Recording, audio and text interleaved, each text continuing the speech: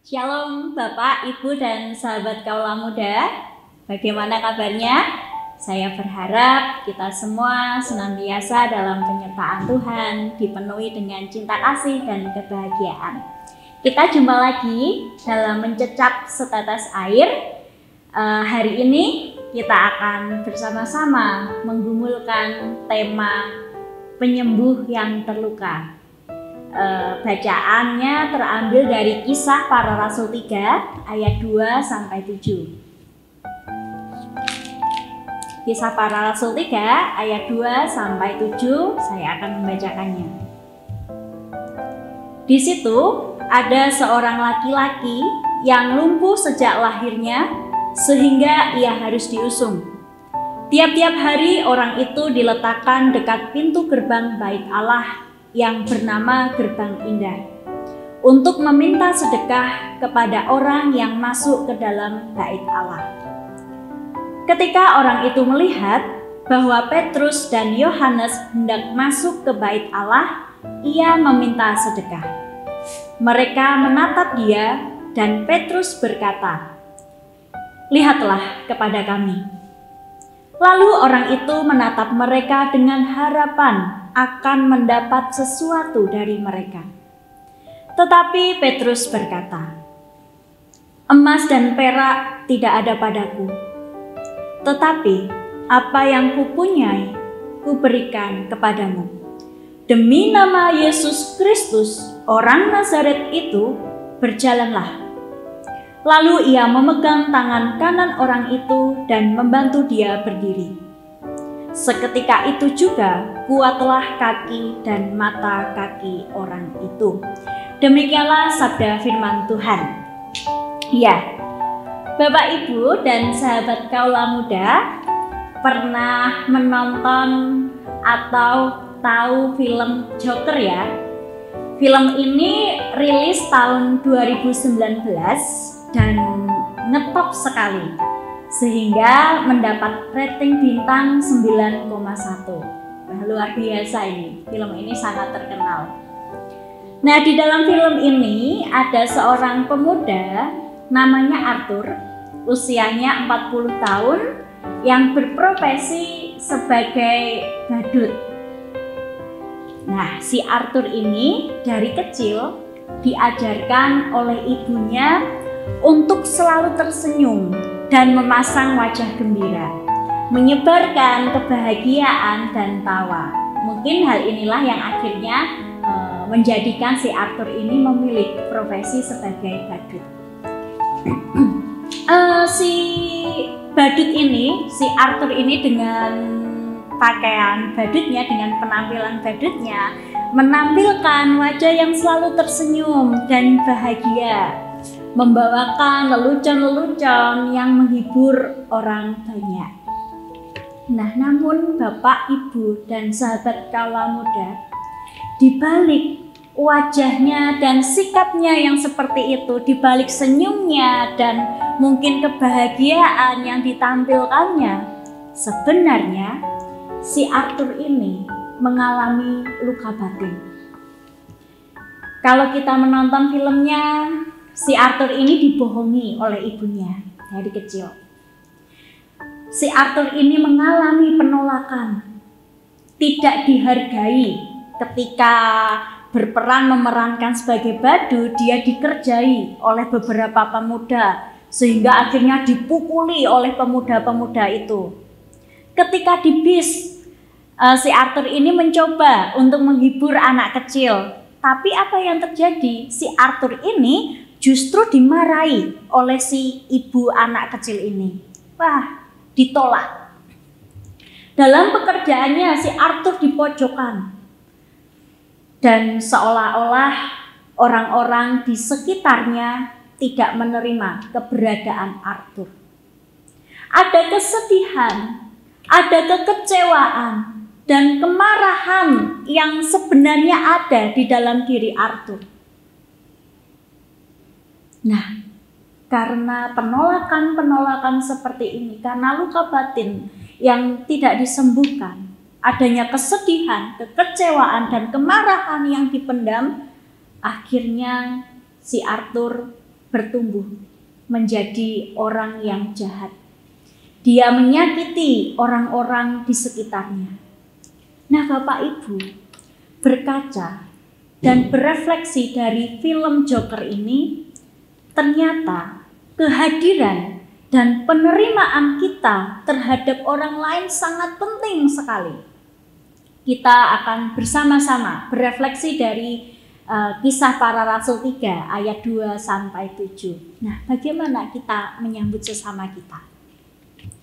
Bapak Ibu, dalam Kisah Para Rasul 3 ayat 2 sampai 7, di situ diceritakan ada seorang yang lumpuh sejak lahirnya. Si orang lumpuh ini setiap harinya berprofesi sebagai meminta sedekah. Diusung dekat pintu gerbang Bait Allah untuk meminta sedekah. Nah, di sini kita dapat melihat bahwa sebenarnya orang lumpuh ini membutuhkan bantuan dari orang lain untuk menopang kehidupannya, untuk memenuhi kebutuhannya. Nah, ketika orang lumpuh ini melihat Yohanes dan Petrus hendak masuk ke bait suci, si Petrus dan Yohanes ini kan mau berdoa karena menjelang doa sembahyangan. Orang lumpuh ini meminta sedekah kepada Petrus dan Yohanes. Nah, kemudian si Petrus dan Yohanes menatap orang lumpuh ini. Lihatlah kepada kami. Orang lumpuh ini pun menatap Petrus dan Yohanes berharap mendapat sesuatu yang akan diberikan oleh Petrus maupun Yohanes. Tapi Bapak Ibu, apa yang diberikan oleh Petrus dan Yohanes? Apakah memberi uang? Apakah memberi emas atau perak atau makanan? Tidak. Petrus berkata, emas dan perak tidak ada padaku, tetapi apa yang kuberikan kepadamu, demi nama Yesus Kristus orang Nazaret itu, berjalanlah. Nah, Petrus ini memberikan apa yang dia miliki. Petrus ini memang tidak memiliki harta kekayaan, tapi Petrus ini memiliki sesuatu, kekuatan yang dari Tuhan Yesus. Nah, akhirnya Petrus pun menolong orang lumpuh itu, memegang tangan kanannya dan membantu berdiri. Akhirnya sembuhlah orang itu. Nah, yang menarik, ketika Petrus menyembuhkan orang lumpuh dalam nama Yesus. Kalau kita baca keseluruhan Kisah Para Rasul dari awal hingga akhir, Petrus ini banyak melakukan mujizat, menjadi pengabar Injil yang luar biasa. Kalau orang Jawa bilang ngedap-edapi. Padahal kita tahu ya Bapak Ibu dan sahabat kaula muda, peristiwa pengkhianatan yang dilakukan oleh Petrus.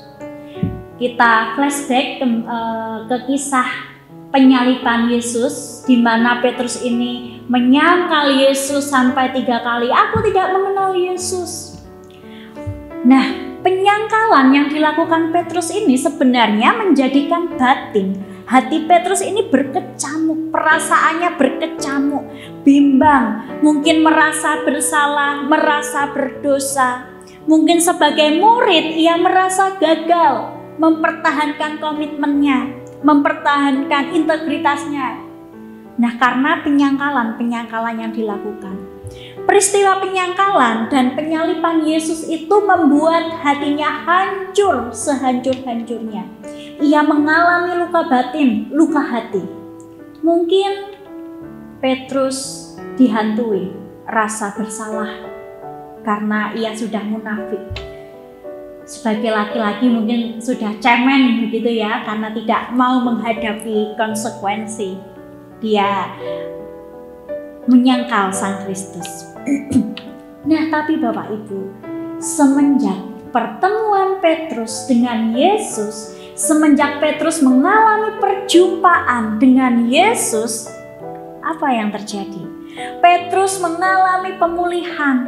Dia menjadi rasul yang luar biasa. Ketika dia mengalami pemulihan, dia memiliki keberanian untuk memberitakan Injil. ketika kita baca di Kisah Para Rasul 2, 1-2, di mana ada perkumpulan orang-orang bertobat, 3.000 bertobat, itu karena pemberitaan Petrus. Pemberitaan tentang pertobatan. Nah, ada keberanian di dalam diri Petrus. Banyak orang yang bertobat karena pemberitaannya. Petrus juga melakukan mujizat dalam nama Yesus. Dia juga membangkitkan orang mati. Petrus yang mulanya terluka setelah mengalami pemulihan, akhirnya menjadi penyembuh bagi orang lain. Dia bisa membantu, menolong orang lain dengan kekuatan yang dari Tuhan dan yang dia miliki dalam dirinya. Petrus tidak memiliki harta kekayaan, tidak memiliki emas dan perak, tapi dia memiliki kekuatan dari Tuhan Yesus. Kekuatan ini yang menjadikannya menjadi pemulih. Nah, Bapak, Ibu, dan sahabat, seperti Petrus yang telah mengalami pemulihan, dia sang pemulih yang terluka. Awalnya si Petrus ini terluka, kemudian setelah mengalami perjumpaan dengan Yesus, mengalami pemulihan, dan akhirnya Petrus menjadi pemulih. Nah, demikian. Pada dasarnya kita juga memiliki luka batin. Bulan kemarin kita sudah mempergumulkan luka batin itu ketika bulan keluarga ya. Dan saat ini kita sudah dipulihkan oleh Tuhan Yesus. Nah, berkaca dari Rasul Petrus, mari kita juga menjadi seperti Petrus. Kita menjadi pemulih bagi orang lain. Ada kekuatan dalam diri kita yang berasal dari Tuhan. Kekuatan itu dapat kita gunakan untuk memulihkan sesama kita. Jangan sampai orang di sekitar kita menjadi Arthur-Arthur yang lain. Mari kita hadir untuk sesama kita. Kita pedulikan, kita perhatikan sesama kita. Kita menjadi pemulih bagi mereka. Supaya orang-orang di sekitar kita tidak menjadi seperti Arthur, maka kita harus menjadi seperti Petrus. Dipulihkan untuk memulihkan. Emas dan perak tidak ada padaku, tetapi aku memberikan, aku memiliki empati untukmu. Selamat menjadi pemulih. Tuhan Yesus memberkati. Mari kita bersatu di dalam doa. Allah sang sumber kehidupan, kami mengucap syukur untuk kehidupan yang telah Tuhan beri. Tuhan, kami percaya Engkau telah memulihkan keadaan kami. Mampukan kami Tuhan agar kami dapat menjadi pemulih bagi orang-orang di sekitar kami. Mampukan kami agar kami dapat mengasihi sesama kami, agar kami dapat menerima sesama kami sebagaimana adanya. Seperti Engkau juga telah menerima kami dan mengasihi kami. Tuhan, kami mau serahkan hidup kami sepenuhnya ke dalam tangan kasih pengasihan-Mu. Ini hidup kami Tuhan. Di dalam nama Tuhan Yesus Kristus, Sang Sumber Cinta Kasih, kami berdoa. Amin.